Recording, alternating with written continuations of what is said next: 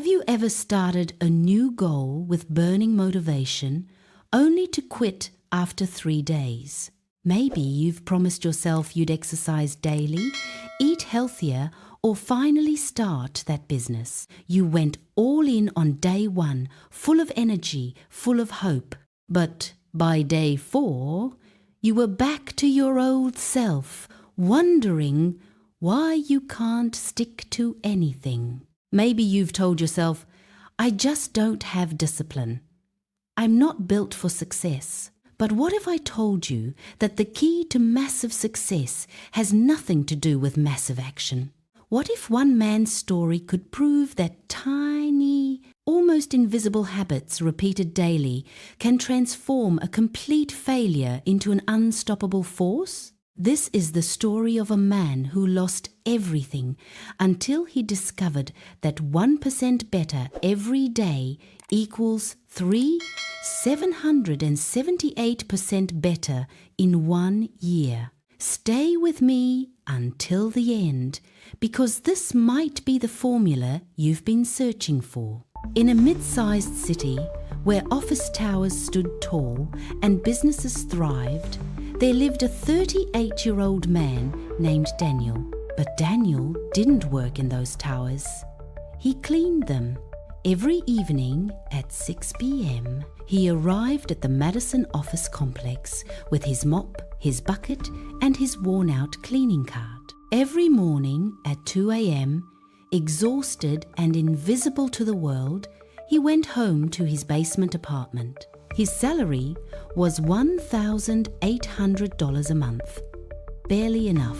He lived in a cramped studio apartment that smelled of mold, with water stains on the ceiling, a mattress without a frame, and a microwave that only heated on one side. His refrigerator held the same things every week: instant noodles, cheap coffee, white bread. But more than physical poverty, Daniel suffered from something deeper. He felt like a ghost. Every night, as he cleaned the offices of executives, lawyers, and entrepreneurs, he saw their lives frozen in photographs on their desks. Families on vacation, graduation ceremonies, award dinners, and Daniel would think, will this be my life forever? Cleaning up after people who don't even see me? He had tried to change. 8 years ago, he had attempted to start a small car detailing business. He borrowed $3,000 from a friend, bought equipment, printed flyers. It failed within 4 months. He lost all the money and the friendship. 5 years ago, he enrolled in night classes to become a certified electrician. He attended for 3 weeks, then stopped. Too tired, too hard, too late to change. 3 years ago, he joined a gym with big plans to get in shape and feel better. He went twice. The membership charged his account for 18 months before he noticed and cancelled it. His older brother, Marcus, who was a successful sales manager, would visit once a month. Daniel, you're almost 40. When are you going to do something with your life? You can't clean floors forever. Daniel would nod silently, shame burning in his chest. I know, Marcus. I'm trying. But he wasn't, because every attempt to change ended the same way. Big plans, big effort, quick burnout, back to zero. The truth that haunted him most was this. He wasn't afraid of hard work. He scrubbed toilets and mopped floors for 8 hours every night. But hard work without direction, without a system, without consistency, it kept him exactly where he was. And every morning as he walked home at 2:30 a.m. through empty streets, watching the city sleep, he felt like life was a party he wasn't invited to. One thought kept returning like a whisper he couldn't ignore. There has to be another way. But what? One freezing Thursday morning in January, Daniel's phone buzzed as he was finishing his shift. It was Marcus. Daniel, I need you to come to the hospital. Dad had a stroke. He's stable, but it's serious. Daniel's hands went cold.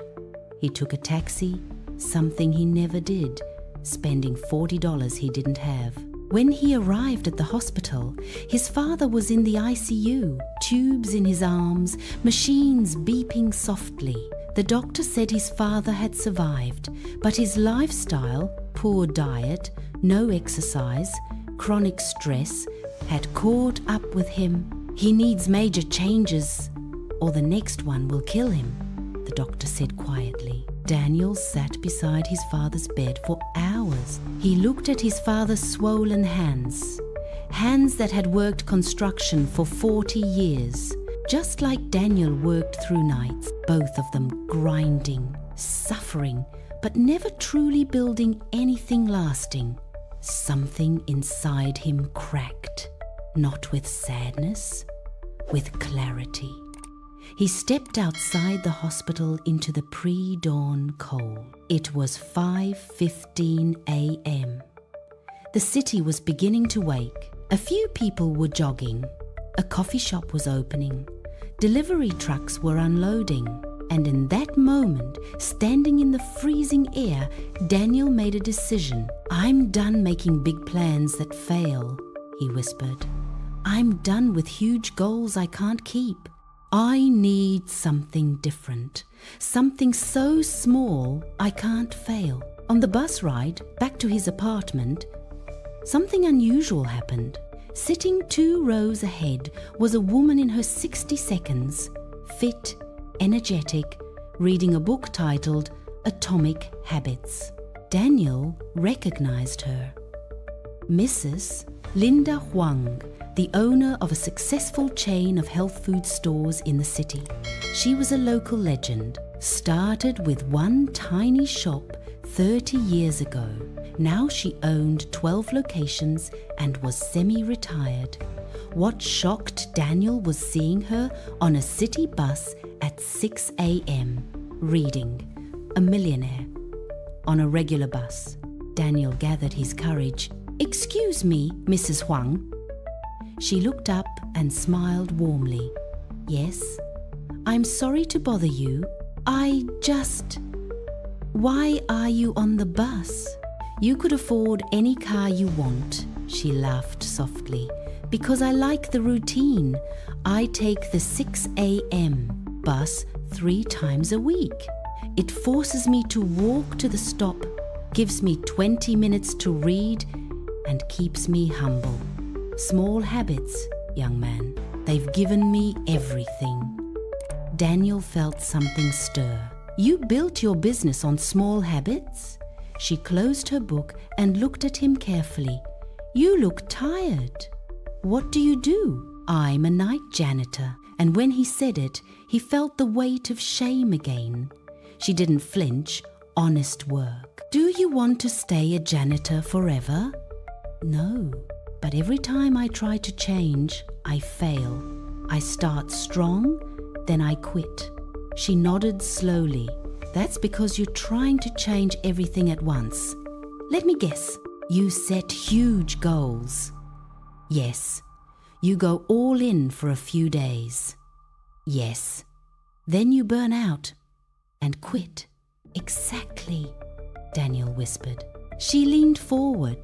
"I'm going to teach you the secret that changed my life 30 years ago.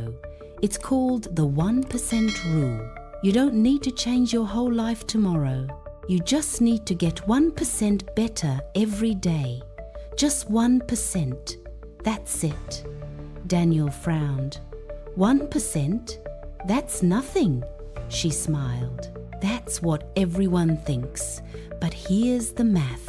If you improve just 1% every day for 1 year, do you know where you end up? A little better? Try 37 times better."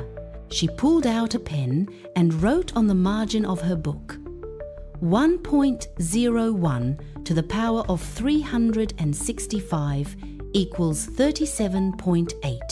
If you get 1% better each day for a year, you end up 37 times better than when you started. But if you get 1% worse each day, you decline to nearly zero. Small habits, repeated daily, they compound like interest in a bank account. Daniel stared at the numbers. But how? What does 1% even look like? She wrote her phone number on a piece of paper.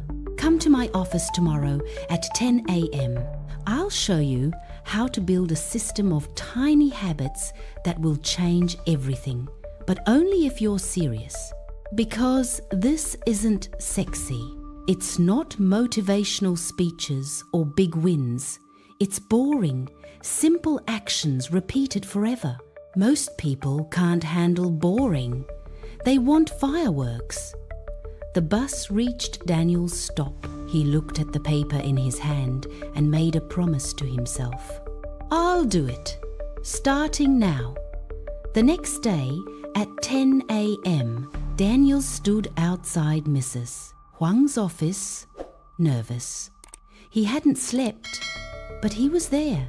She welcomed him into a simple, clean office with plants on the windowsill and a whiteboard on the wall. You came. Good. Most people talk. You acted. Now I'll teach you the system.